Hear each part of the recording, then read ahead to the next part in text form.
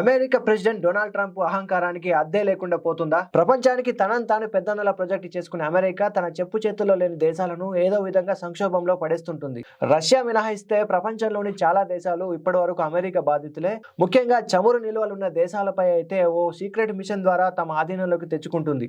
1986లో Haiti, 1989లో Panama, 1999లో Chile, 2001లో యుగోస్లోవియా, 2003లో ఇరాన్, 2006లో లైబీరియా, 2019లో సూడాన్, తాజాగా 2026లో వెనిజులా.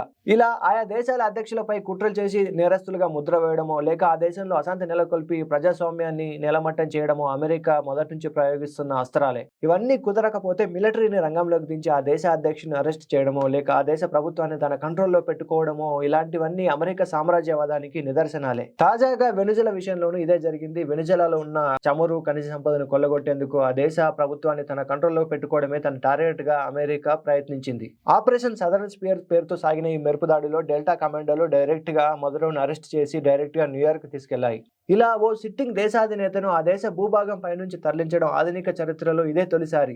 అమెరికా కేవలం ఒక నేరస్తుని పట్టుకున్నామని చెబుతున్నప్పటికీ సార్వభౌమాధికారం, అంతర్జాతీయ చట్టాలపై ప్రశ్నలు లేవనెత్తుతున్నాయి.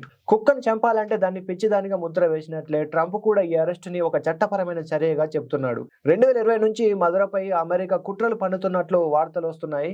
Narco terrorism, drug trafficking, money laundering వంటి ఆరోపణలు చేస్తూ అమెరికన్ కోర్టులు అరెస్ట్ వారెంట్లు జారీ చేస్తూ వస్తున్నాయి. మదురో అండర్లో ఉన్న కార్డెల్ డెలాస్ సోలే అనే సంస్థ ఆధ్వర్యంలో అమెరికాలోకి భారీగా కొకైన్ సరఫరా చేస్తుందని, అందుకే మదురోను అరెస్ట్ చేశామని ట్రంప్ వర్గాలు చెప్తున్నాయి. మదురోను ఒక దేశ అధ్యక్షుడిగానే కాకుండా ఒక డ్రగ్ మాఫియా లీడర్ గా తాము చూస్తున్నామని, అందుకే మదురోను అరెస్ట్ చేశామంటూ వైట్ హౌస్ కూడా ప్రకటించింది. ఇలా ఓ దేశ అధ్యక్షుడిని అరెస్ట్ చేయడం న్యాయం అంటే ఖచ్చితంగా కాదు. అంతర్జాతీయ చట్టాలకు ఇది వ్యతిరేకం కూడా. ఒక స్వతంత్ర దేశంపై ఐక్యరాజ్య సమితి అనుమతి లేకుండా నేరారోపణలతో దాడి చేయడం అంతర్జాతీయ చట్టాలను తుంగలో తొక్కడం లాంటిదే. కేవలం ఏదైనా దేశం తమపైకి దాడికి దిగినప్పుడు మాత్రమే ప్రతిచర్యగా దాడులు చేయడమో, లేకుంటే మరే విధమైన చర్యలు చేపట్టడం మాత్రమే అంతర్జాతీయ చట్టాల్లో ఉన్నాయి. అందుకే ఇప్పుడు అమెరికా చేసిన చర్యలను ప్రపంచ దేశాలన్నీ కూడా తప్పుపడుతున్నాయి. ముఖ్యంగా లాటిన్ అమెరికా దేశాలైన కొలంబియా, క్యూబా, మెక్సికో వంటి దేశాలు ఈ దాడిని వలసవాద దాడిగా వ్యతిరేకిస్తున్నాయి. మరోవైపు రష్యా, చైనా, ఇరాన్ వంటి దేశాలు కూడా అమెరికా చర్యను తీవ్రంగా ఖండిస్తున్నాయి. అంతర్జాతీయ చట్టాలను ఉల్లంఘించారని తీవ్రంగా విమర్శిస్తున్నాయి.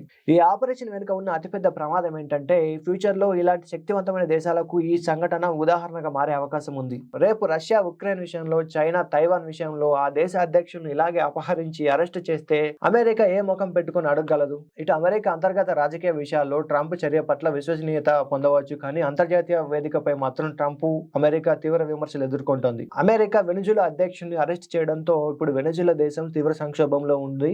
మదురో అనుచరులు ఆ దేశ సైన్యం తిరుగుబాటు చేసే అవకాశం ఉంది. దీనివల్ల ఆ దేశంలో అంతర్యుద్ధం ఏర్పడితే మరో భారీ వలసల రూపంలో ఇతర దేశాలకు మళ్లే ప్రమాదం ఉంది. ఇది అమెరికా సరిహద్దులో మరింత సంక్షోభానికి దారితీసే అవకాశం ఉంది. మొత్తం మీద చూస్తే మదురో చేసిన తప్పుల విషయాన్ని పక్కన పెడితే అతన్ని అరెస్ట్ చేసే ఈ విధానం మాత్రం తీవ్రంగా విమర్శలకు గురవుతుంది. అమెరికాని మాత్రం అందరూ చీల్చి చెండాడుతున్నారు. మదురోని పట్టుకోవడానికి అమెరికా అనుసరించిన పద్ధతిని ఇప్పుడు అందరూ తీవ్రంగా విమర్శిస్తున్నారు. మొత్తంగా ప్రపంచ చరిత్రలో 2026 జనవరి 3న జరిగిన ఈ సంఘటన అమెరికా నియంత పతనానికి నాంది పలుకుతుందా, లేకుంటే ప్రపంచ చరిత్రలో ఒక చీకటి రోజుగా మిగిలిపోతుందా అనేది కాలమే నిర్ణయించాలి. మరి మీరేమంటారు? అమెరికా చర్యల పట్ల మీ అభిప్రాయం ఏంటి? ఖచ్చితంగా కామెంట్ చేయండి. ఈ ఇన్ఫో నచ్చితే ఒక్క లైక్ కొట్టండి. ఇలాంటి ఇంట్రెస్టింగ్ స్టోరీస్ కోసం మా ఛానల్ని సబ్స్క్రైబ్ చేయండి.